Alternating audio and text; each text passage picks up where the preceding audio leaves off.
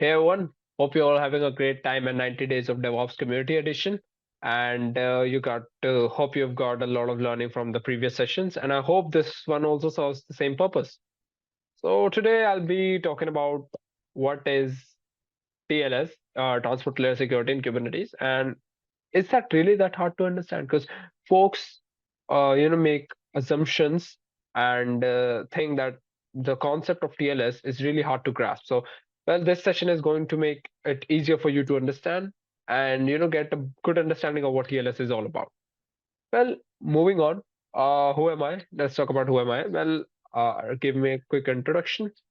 Well, I'm a DevOps and open source advocate. Well, it is what I like to call myself because I built various works get into DevOps and open source. I was also Google Summer of Code mentee and a CNCF this year itself. I also serve as the organizer for the Cloud Native Community Group of New Delhi, where we organize events advocating about CNCF and open source. I'm also Microsoft Learn ambassador, and I also do love to create content on YouTube by videos and writing technical blogs and stuff. Well, that is it about myself. Well, moving on. Well, if before talking about Kubernetes, let's talk a bit about host on which our Kubernetes cluster resides on. Well, before talking about the security of the Kubernetes cluster, we need to talk about how we can secure the access to our host on which our cluster resides on. Well, there are certain ways that we can accomplish this. Well, as written here, we can disable the access to root access. We can disable the password based authentication and allow only SSH based authentication. Well, that is about securing the host. But if we are talking about in the terms of Kubernetes, we must block the access or the connection to the Kube API server. Well, why is that? You may ask. Well, I think Kube API server is the heart of the Kubernetes cluster because every time we need to do something in our cluster or perform some action, that needs to go through the API server. And we can talk to our API server by use the tool of kube control, or we can converse it directly with our API. Well, when we talk about securing our kube API server, well, there are two things that we need to keep in mind. Well, the first would be who can access our kube API server, and the second would be what exactly can they do. Well, when I talk about who can access our kube API server, I'm talking about the authentication, who can authenticate to our kube API server. And well, there are again several methods by which you can authenticate to our kube API server, and that would be well, you can create certain usernames and passwords, or tokens, or you can use certificates that we are which on which we are going to talk about a bit more later. And or maybe we can also use certain external authentication providers such as LDAP. And once these people gain access to our kube API server, we also need to make sure what all can they do in our API server. We don't want to give them the admin privileges so that they can do anything and everything. So we need to take care of that too. Well, this comes under authorization. So we can give them RBAC authorization, that is role-based access control authorization, in which we have a group of people and we give them certain permissions. So that is role-based access, give them certain roles. Then we have ABAC, that is attribute-based access control authorization. Then we have node authorization. Then we have webhooks and all that. Well, this is basically how you can secure our Kube API server. But first, let us talk about how we can, secure basically what goes deep down when we talk about securing. And when we talk about all this, we need to talk about encryption before we talk about TLS to make concepts easier to understand when we move on to TLS. Because TLS in Kubernetes is really nothing once you know what exactly TLS is and what encryption and all these things are. So, moving on to let's say what encryption is all about. Okay. So do forgive me for if I'm sounding a bit rough because I'm a bit under the weather. Well, also keeping that aside, now TLS is basically, ensures that let's say this is our client and there's some as you can see here in the image also. So you have client and server. It maintains a healthy relationship between the two, and your certificates ensures that the server is who they are saying they are. They're not a third party server. They're exactly who they say they are. And certificate ensures that they are no third party and maintains a healthy relationship between the client and the server. Well, there are certain types of encryption also, and we need to understand them too before we move on to TLS part of our, that is the crux of our presentation. Well, let's understand this more deeply. As you can see, Leonardo DiCaprio will be saying, we need to go deeper in these concepts. Okay, so here we are switching over to our Excalibur, and as you can see, let's take this circle as a banking scenario. Okay, and this guy peeping over our connection between the client and the server is a hacker, and we are right here a client. So basically we are uh, we need to access our banking account. Okay, so what I'm going to do, this is a server where our account is, so I'm just going to obviously type in my username and password, and when I'm going to send this right over here to our server, what is going to happen? The hacker is going to get a copy of it as he's been peeping over our connection. So he's going to get a copy of it. And whenever we are not basically logged in to our server, he's going to get a backdoor entry, and well, there we go. We are hacked. Well, we don't want that to happen, right? So what can we do? Well, we can encrypt our user ID and password, right? So we need to encrypt our user ID and password. Well, when we encrypt our user ID and password, let's say we get this. Okay, let's say we get this. Well, this is nothing but we have encrypted our user ID and password with a key. Let's say this is a symmetric key, and we have encrypted our user ID and password with a certain bunch of characters and numbers. Now, if we have to access our server, what we are going to do is we are going to send exactly this to our server. But you might say, hey, hacker is also going to get a copy of this, right? Yes, he will. Of course, he will. He'll get a copy of this too. Let me make a copy quickly. Well, there we go. Hacker's got a copy of this too.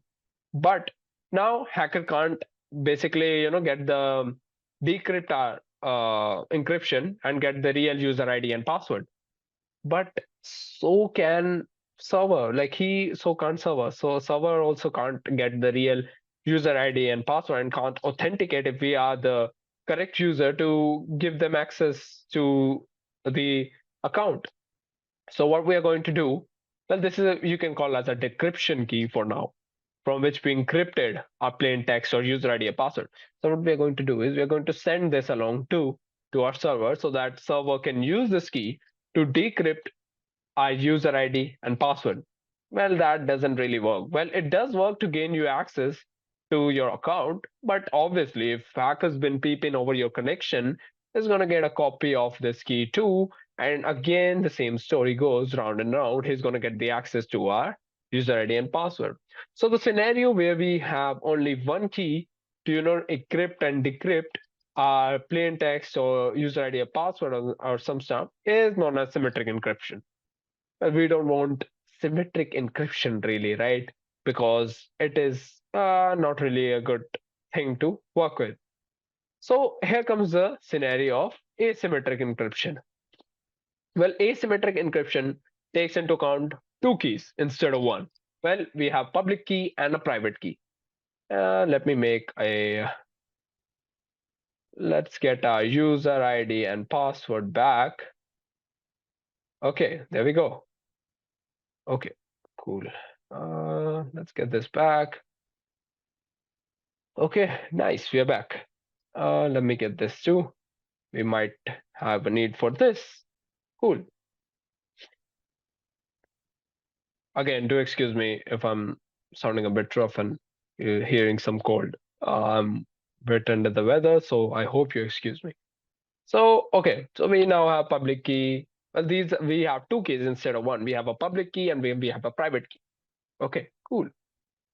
So, what's going to happen? Okay, let me just remove this too. ASAP. Cool, there we again, hacker is peeping onto a connection. We have our symmetric key and we have our username and password. Again, awesome. So what we are going to do is the server, what it does it sends its public key over to us. It sends its public key over to us. Private key resides with our server. It doesn't share its private key with the client. So the server shares the public key with the client. Well, obviously, if he's sharing a public key with the client, then the hacker peeping over our connection is going to get a public key too. So it's going to get the same public key.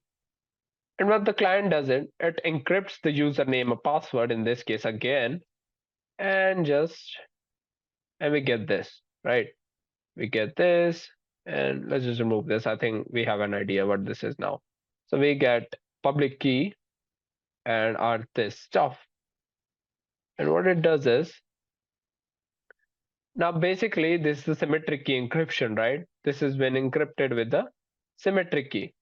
So this is right here. And now client sends this and this back to a server. Well, now hacker is going to get the copy of this again. He's already holding the public key, right? But now look, in this case, even if he has the public key and the encrypted text, he can't really decrypt the text because now he doesn't have the private key that server has. So the server does has the means to decrypt this, but the hacker doesn't. So the what server is going to do is going to decrypt this, going to get our original username and password, and will give us access to our server. Well, this type of encryption where we have two keys instead of one, where public key and private key, is known as asymmetric encryption. Well, whenever now, as I said, let's also take another scenario, and this is going to be a good one. Let's take a look at another scenario. Okay, now you might be thinking there are two servers. Yes, there are. Well, this is what we can call the bottom, the second one, what we can call a real server. Okay. So what hacker did is he was, getting tired of, being bypassed every single time and being outsmarted by the client. So what he did was he was like, now I'm going to create our entire new server. Like basically, you have a banking website. He created a clone of that website, entire design same, everything same, so you can get fooled whenever you say, hey, whenever you type your banking website's URL and jump onto your website. So he made it so that whenever you type that, you, instead of going to the real server, you move on to his server. So again, in order to look authentic, he also has a pair of public and private key, so that you send them stuff. He's going to send his public key again, like how asymmetric encryption works. He's going to send his public key again. You're going to send him the encrypted data, and then he's going to decrypt that same stuff with a private key. So he is very smart. Now he has also made it so that whenever you try to log in, your request gets redirected to his server instead of going to the real one. Well, now how to know that the person that I'm sending my data, or the key I'm receiving from the server, like key, the whatever whichever key I'm receiving from the server, is from an authenticated server. It's from the real source. Well, when I said that the server sends a private key, public key over to the client, it doesn't just send the key directly. It sends something like this. It sends a certificate along with the key. Now, what is a certificate? As I said, certificate ensures that there's a healthy relationship between the client and the server, and server is who they say they are. So along with the key, we also receive the server, and the client ensures if the server is like from the right destination or not. If it is not, then he obviously denies the access. So that is how they work. But you might be thinking, like, if he can manipulate so much stuff, if he can make an entire server, then can't he just manipulate the certificates too? Well, yes, he can. Well, yes, they can. And obviously, certificates are easy, not easy to make, but anyone can make the certificate. And well, how to determine if the certificate we got is an authentic one or not? Well, coming back to our presentation ASAP, let's just go back. Okay, so in order to authenticate if the certificate is coming from right destination or right source or not, we have certification authority.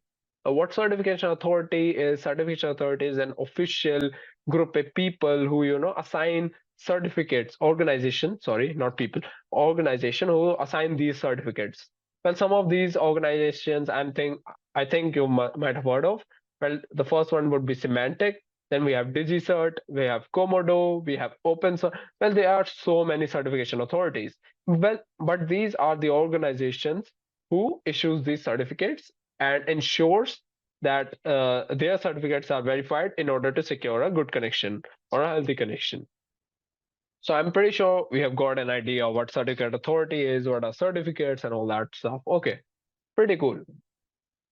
Let's come to the crux of our presentation. Now, when I talk about TLS, how TLS helps us in Kubernetes. Well, when I'm talking about Kubernetes, there are three types of certificates. There are root certificates, there are server certificates, and then we have client certificates.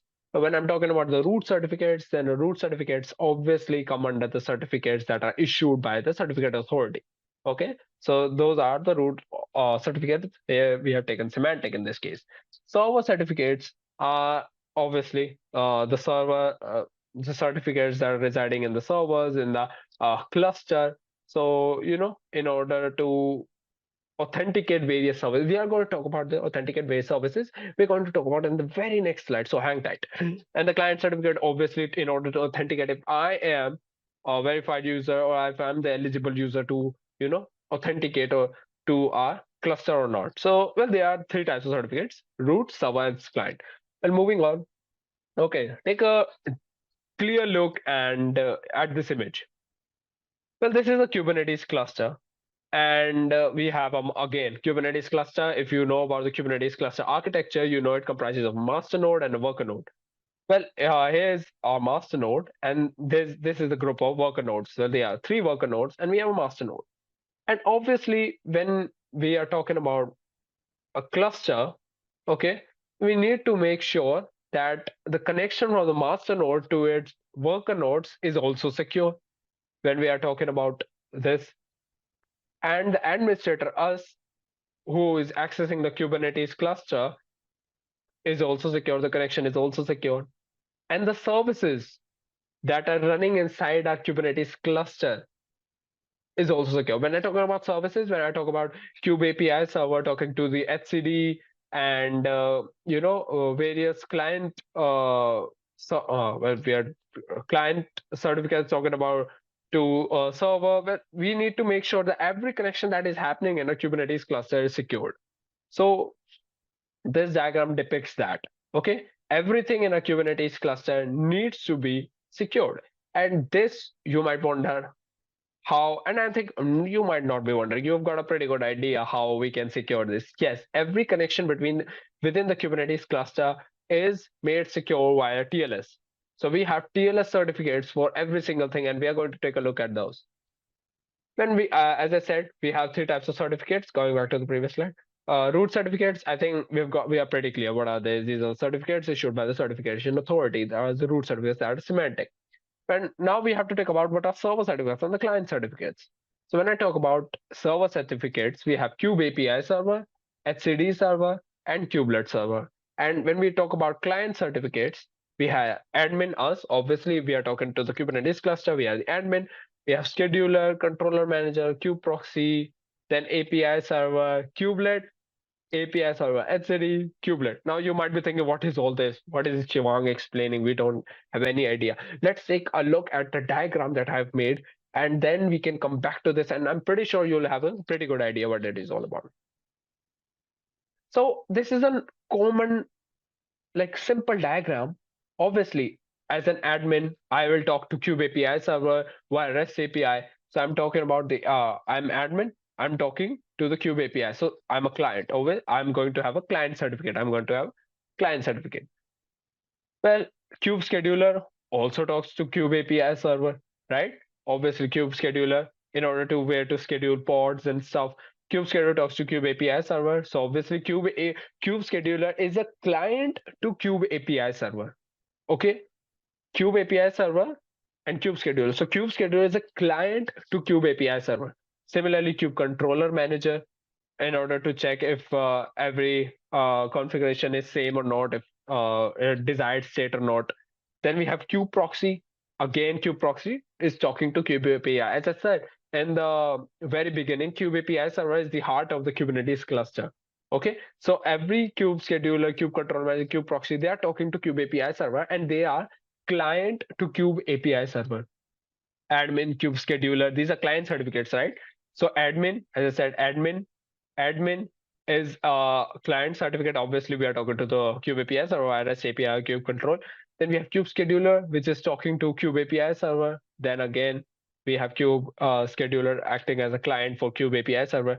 Again, similarly with controller manager, then with kube proxy, and then obviously kubelet we have. But but now if we talk about API server, kubelet client, what is this? API server, HCD client. Okay. Well, Kube API server also acts as a client for HCD server and kubelet server. And in fact, for HCD server, the only client it basically interacts with is Kube API server. There's no other client, as you can see. There's no other client. For HCD server, there's only one client, that is Kube API server.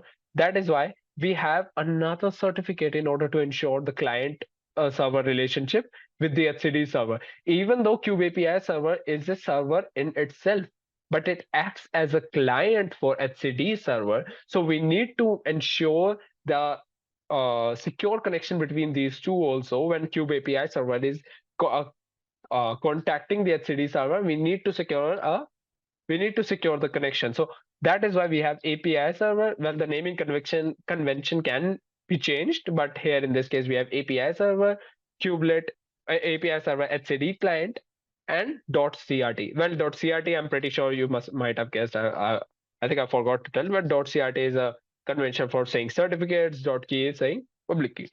Well, we have API server, and then again for kubelet server, kube API server also acts as a client, and kubelet server also acts as a client for kube API server. It's got both ways. So here, as you can see, we have a kubelet, right? Kubelet as a client certificate, and then we have a API server kubelet client .crt as a client certificate also. And then again, we have our server, kube API, HCD, and kubelet.